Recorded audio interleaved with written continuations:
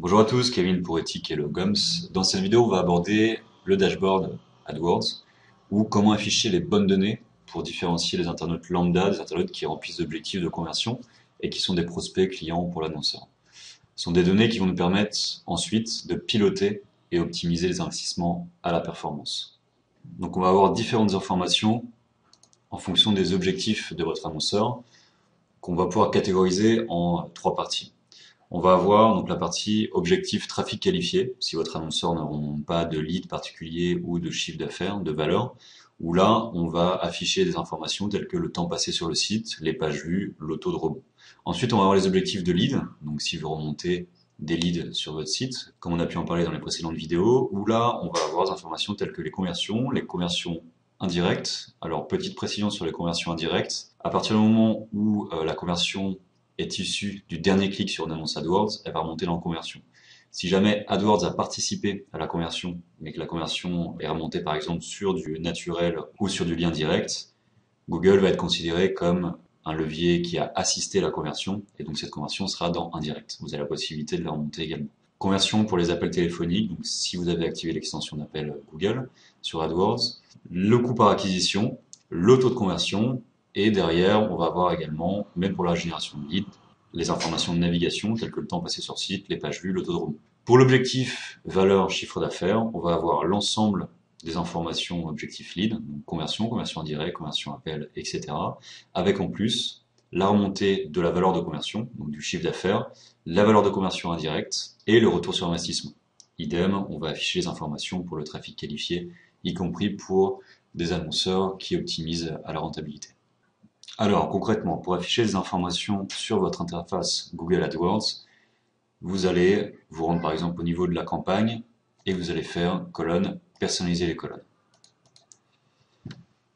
Donc ici, vous allez avoir différentes thématiques et les informations que vous allez pouvoir afficher. Donc les informations classiques, telles que les impressions, les clics, le taux de clic, le CPC, les coûts, la position moyenne. Et derrière, vous allez avoir la possibilité d'afficher d'autres informations. Alors, par exemple, pour les conversions, vous allez le trouver ici. Vous allez pouvoir ajouter les conversions, le coût par conversion, donc le CPA, le taux de conversion.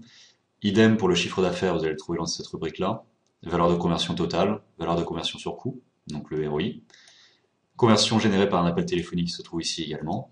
Si vous voulez afficher donc les conversions indirectes et la valeur de conversion indirecte, ce sera au niveau de l'entonnoir de conversion pour les recherches. Donc il faut absolument que votre compte Google Analytics et votre compte AdWords soient bien liés pour afficher ces informations. Vous allez trouver ici conversion indirecte associée à un clic et valeur de conversion indirecte associée à un clic à afficher également.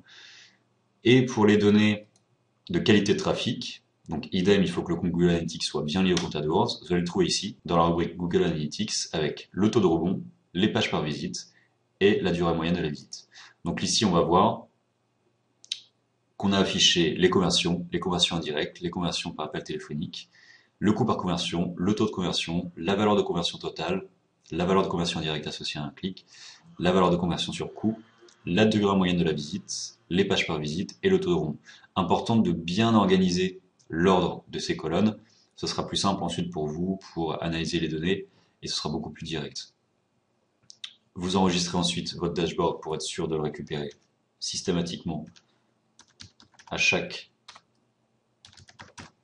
connexion à votre compte AdWords. Et voilà. Donc vous allez avoir ici l'ensemble de vos campagnes avec l'ensemble des colonnes que vous aurez paramétrées. À partir du moment où vous allez lancer vos campagnes, vous allez avoir des données. Et ces données ici, donc par exemple le coût par conversion ou la valeur de conversion sur coût, vont vous permettre d'optimiser au coût par acquisition, au ROI, en fonction de la typologie de votre client. Et si c'est un client qui fait de l'optimisation au trafic qualifié, vous allez avoir ces informations ici qui vont donner des informations sur la qualité de l'internaute et de sa navigation. Bien évidemment, on n'optimisera pas uniquement au niveau de la campagne, donc il faudra que vous affichiez ces colonnes également sur les onglets groupe d'annonces, annonces et mots-clés. Voilà, c'en est fini pour cette vidéo sur le dashboard AdWords. Merci de votre attention et à bientôt.